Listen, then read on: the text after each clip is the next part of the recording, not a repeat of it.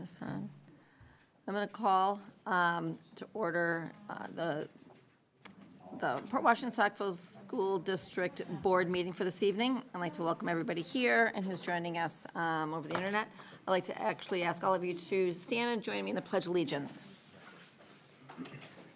I pledge allegiance to the flag of the United States of America and to the republic for which it stands, one nation, under God, indivisible, with liberty and justice for all. Next, I'd like to open it up to any public comments or participants.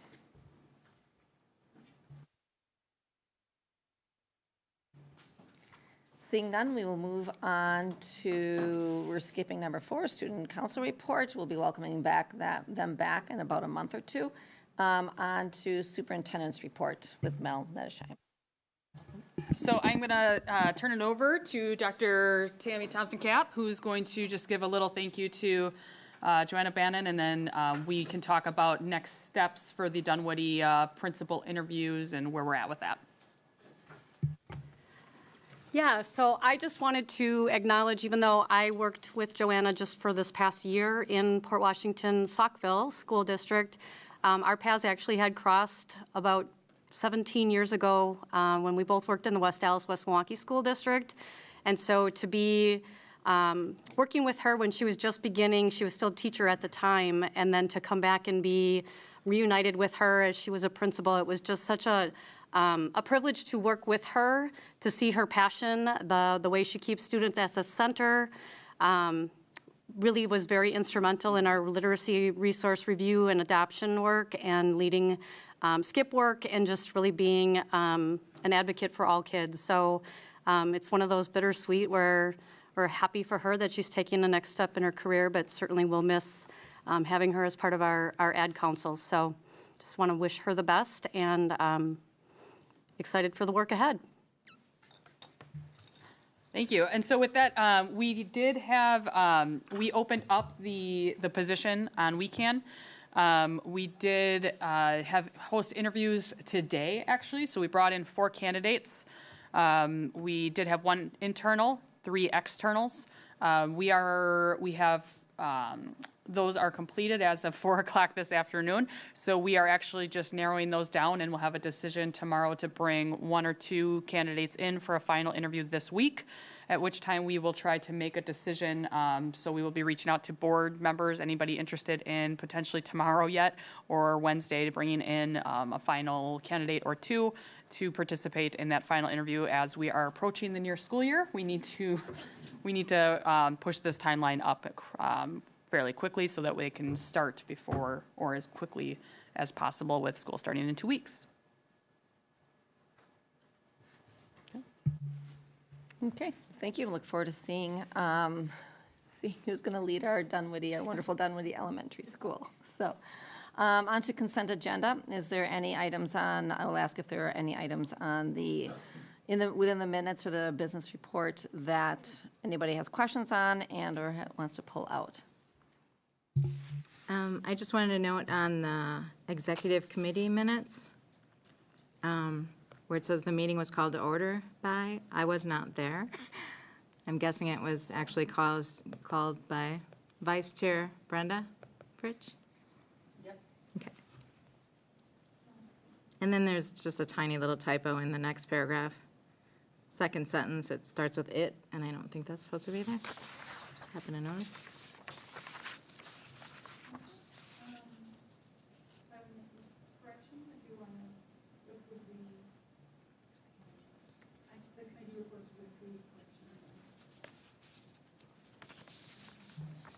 I just have a question about on the human service report.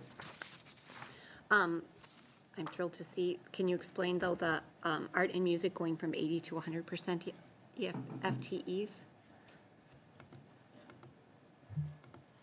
And actually, and I'm going to have Dr. Thompson-Cap actually provide some insight on this as well. So the move from the 80% to the 100% is actually going to be covered with ESSER funding for the interim for the next 2 years.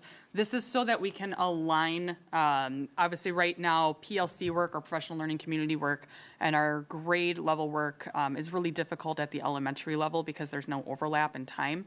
So this new schedule and putting them from 80 to 100% for those 3 individuals and 90% to 100% for that other 1 individual is a pretty cost-effective way to allow our team, our same grade levels, to have the same time to work together, and that's actually across the district as well. So now we can have 3rd grade team all work together as their schedules, their special schedules allows for that freedom.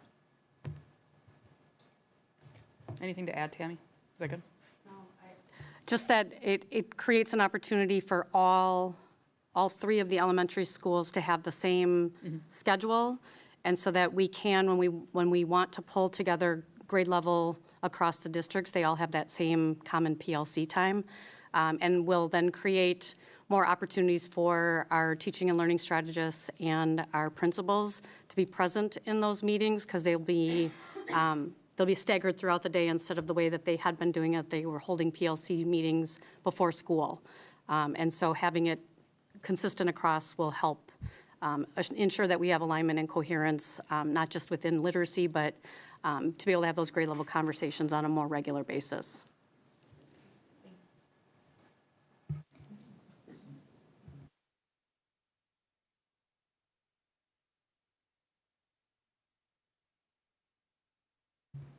One other thing, Mel or Brenda, if you could speak to this. On the business services report, is there any update on the insurance premium discrepancies, and are we still on track for completing a resolution by the end of the month? Yeah, actually, we made significant headway this morning. So we have aligned so we have narrowed it down to, although I know that that's not in the consent agenda, I also want to recognize that, but I think this is appropriate. Oh, I'm sorry, I just brought it up because of the salaries being in there. Yep, salaries are fine. Okay. Yeah. Yeah, then we don't need to speak to it. Okay, but I can speak to, on behalf of the benefit side of things, the deductions for health insurance is where we're finding the most discrepancy. We did find the error on that. The entire district will get an update actually tomorrow or Wednesday with very detail as to what that discrepancy was. And we have already changed that for payroll 818. Yep.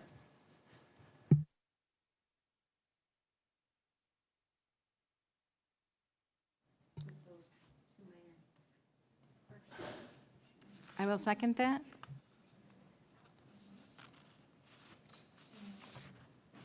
I have, for the roll call vote, I have Kirsten first, Aye. Doug, Aye. Sarah, Aye. Brenda, Abstain. Brenda, you're abstaining? Yep. Okay. Yvonne, Aye. Karen, Aye. Justin, Aye.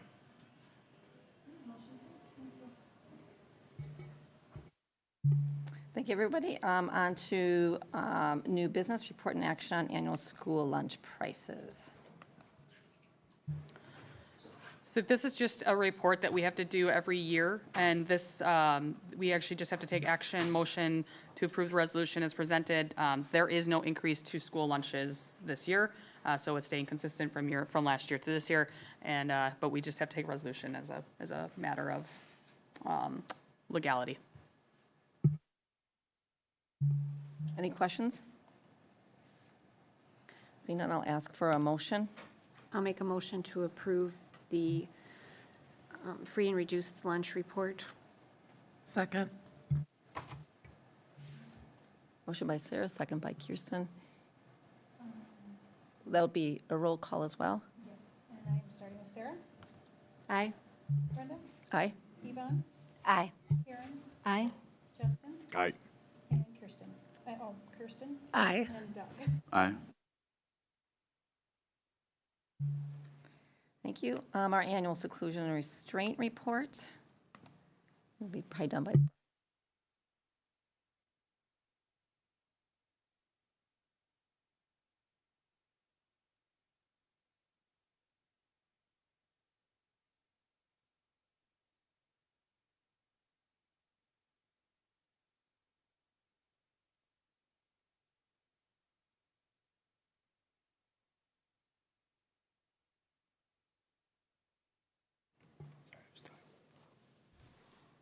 Any questions on that? Thanks for including that info. Okay, move on to B, report and possible action on change to board bylaws. Do you want me to kick this one off? Sure. Okay. So we actually are making a recommendation, and by we, I mean executive committee actually got together and talked about the potential of having additional board meetings on those few months, not obviously on holiday months, but on months that our agenda or our reports are a little bit more full. So the reason for this is obviously we are trying to encourage more transparency. So one of the areas that we are looking to improve is making sure that the board is presented with a report before the same night you have to take action on something. So what that means is if we have, I actually think in October, we have quite a few agenda items on the list that require a lot of reports and then a potential action on those reports.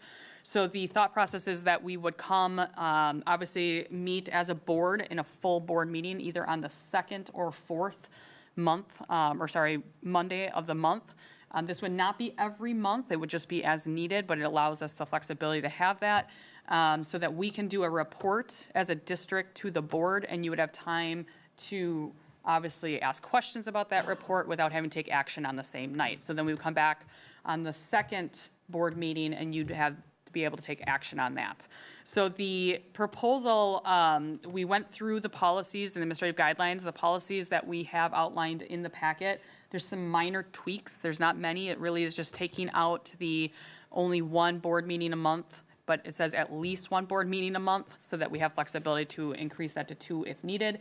The other thing that goes with that, the other change is Heidi did a great job at asking other districts what their boards make.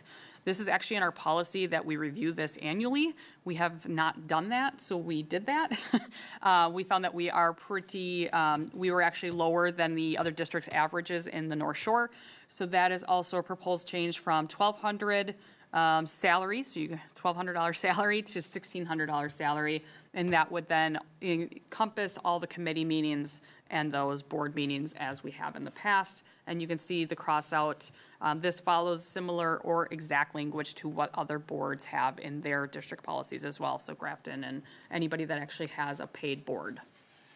So with that, it really truly comes down to the second and fourth Monday would potentially be a full board meeting that would allow a report and then actionable items. So it would be listed as a report only and then an action item on the second or the follow-up board meeting, and then allow for committee work on the first and third Mondays if needed. I guess my only thought is I'm fine with everything but the pay increase. I don't think anybody gets on the board to make money, and I'd rather leave that money in the district for, other uses than the increase to the board. That's just my opinion. Okay. Yeah, I agree. Any other questions? I'm good with that, too. Yeah. So change it Good to with that. 12, back to 1,200? Keep it. But, and you are okay with at least one meeting language still? I'm fine with that. Okay, Yeah. thank you. Yep.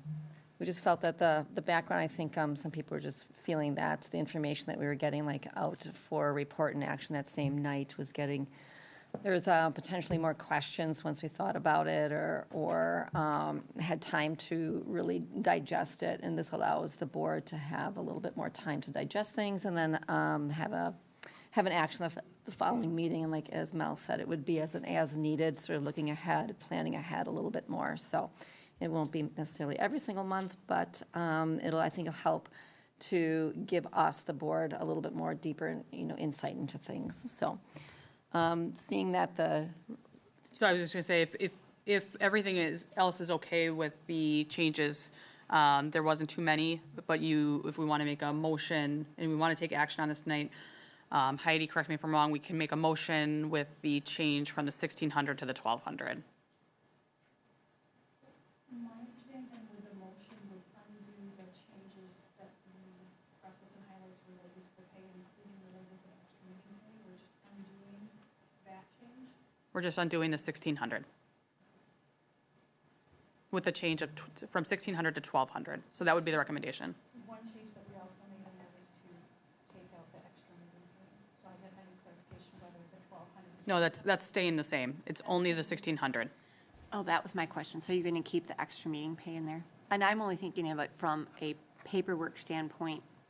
I mean, We'd I prefer not personally don't to. put- Well, I never have put in for the extra one, and I don't know how many board members take advantage of that or how many do it, but I'm just thinking of the paperwork on Heidi's end and on payroll Oh, end. yeah. It seems, If, I don't know. The recommendation right now, as it stands on the table, is to take that out.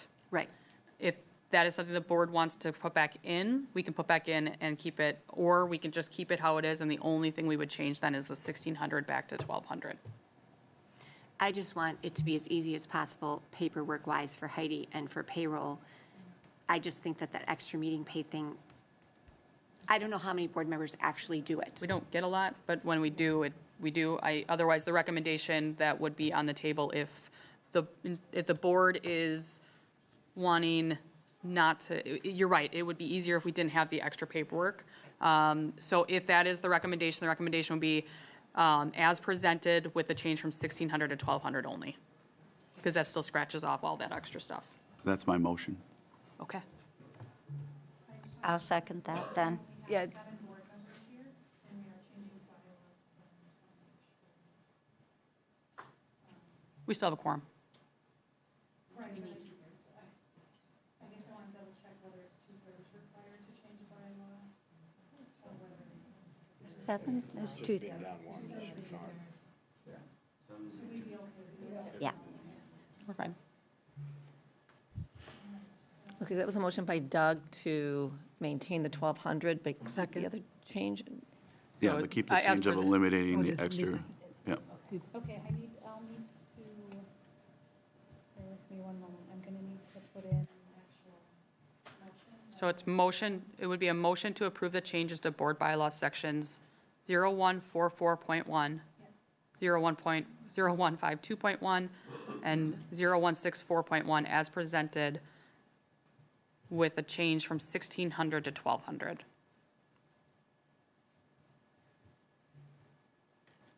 If Doug would like to agree to that. Yeah, I want to make sure that you That's understood what I my was saying. motion. Do I have a second? Okay, Yvonne seconded that. Okay, I'm sorry, I let you, who's the first? Doug? Doug?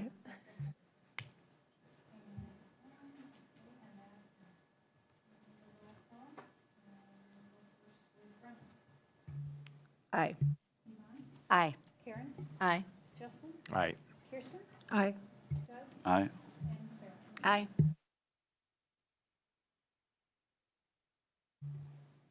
Thank you. Next up, unfinished business, first reading of board policies. I'll hand it off to Yvonne. Okay, so this motion is coming out of committee to approve the first reading of revised board policy 4220. It deals with evaluation of the support staff. So are there any questions that you guys might have? No questions? So then this is a voice vote. So all in favor? Aye. Aye. Okay.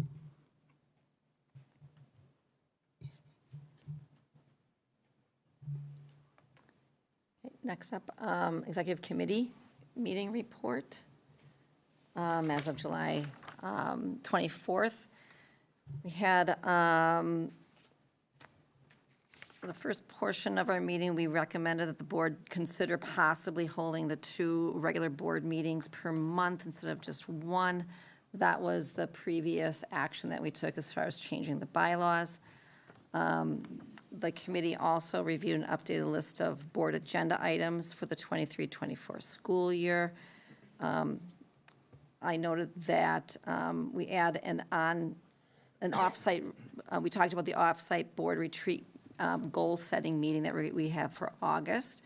And I recommended that the board receive a refresher on the superintendent evaluation process, which we learned about a couple of years ago, but we have not put it actually into process yet. So, and then also schedule a closed session meeting in November for the interim superintendent's 6-month review. Yvonne recommended the topic of working together as a board be included in part of one of the 23-24 workshops and retreats. And the following additional topics were also added to the schedule for a report to the full board on the district HR subcommittee's progress approximately 6 months from now, a report to the board on the staff survey, which will be coming up in September, a report at an upcoming teaching and learning committee on existing career pathways and potential new pathways, a report on district facilities by David Kapp in the upcoming building and grounds committee meeting, and an update on vacancies at the next board update. The committee also reviewed and discussed the board building representative roles. There was a discussion as to whether the board should designate specific building representatives or if it is no longer needed. It was agreed that this agenda item will be discussed in further in upcoming board retreats coming up in the future. That was it. Thank you. Next up, Policy Committee. Okay, and so the meeting was called to order by myself at 6:52.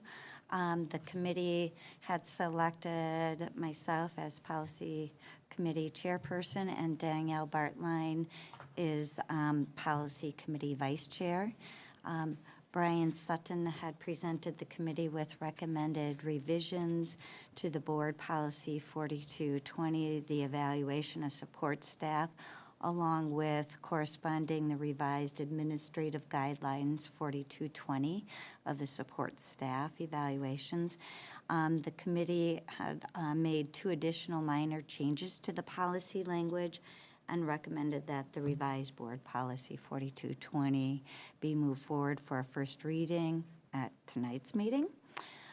Sarah McCutcheon requested that the committee review Board Policy 3112. That is board staff communication at an upcoming policy committee meeting, and that the board secretary send a copy of the policy chart to the committee members, and I believe that we've got that. And then Sarah McCutcheon had a motion for us to adjourn, and Danielle Bartline had seconded that, or sorry, switch that around. Sarah McCutcheon, second by Daniel Bartline, moved to adjourn. So a voice was made, all A, and the motion was passed, and we were adjourned by 7:15. Thank you, Yvonne. Next up, just administrative management reports. Any district-wide committees or discussions on anything? Seeing none. Upcoming board dates are in your board updates. There's no correspondence. So we will wrap this up if I have a motion for adjournment. Got to make a motion to adjourn. And I'll second that. Motion by Jessen, second by Yvonne. All in favor? Thank you. That is a board meeting wrapped up. Thank you very much.